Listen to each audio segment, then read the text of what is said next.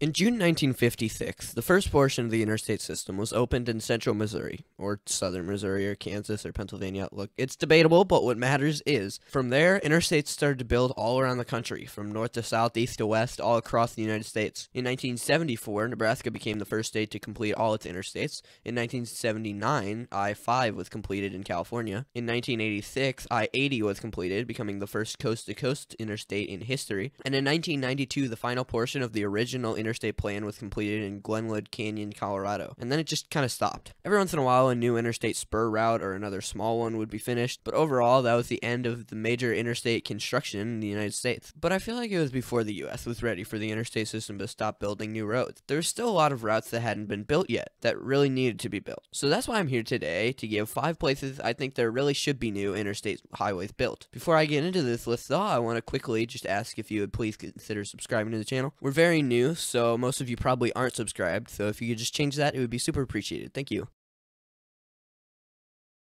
Nevada's a state that's been outrageously scammed when it comes to interstates, specifically in between the Carson City-Reno area and the Las Vegas metro. There are no interstates that connect them, or even a U.S. highway that goes on a straight shot from one to the other, which is why I think that I-11 should be extended north to Carson City-Reno area, as well as south to Kingman. This really just seems like it would be obvious that they would build an interstate there, but I guess not. Now, I will say I think there isn't an interstate there because when these highways are being built, Reno and Las Vegas weren't anywhere near the size they are now. But we're now at the point where they're absolutely needs to be an extension of I-11 to meet these areas. This one is very easy and obvious for me.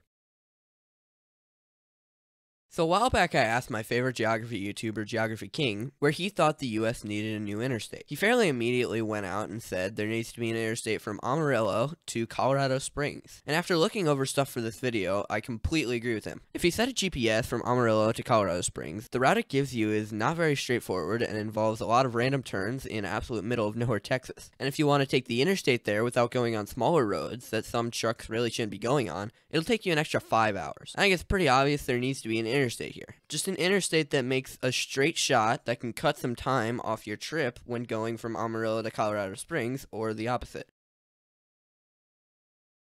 So looking at the map I'm showing you, this one's a little bit iffy. Why would I want an interstate from the middle of nowhere, Kansas to the Canadian border? Well, I have my reasonings. So if you were to zoom in on the image that I'm showing you right now, you'd see cities like Hastings and Grand Island, Nebraska, Chamberlain and Pierre, South Dakota, and most importantly in North Dakota, there's Bismarck and Minot. These cities are actually a lot larger than people think they are. Bismarck's at 77,000 people, with Minot having 48,000. In Nebraska, Grand Island has 51,000, and in South Dakota, there's Pierre, one of the only state capitals not connected to the interstate system. All of these cities feel like they could really use an interstate to help them grow and feel less out in the middle of nowhere. I think it could really help the Middle Great Plains grow. Definitely an area that needs to be taken a little bit more into account when talking about interstate expansion.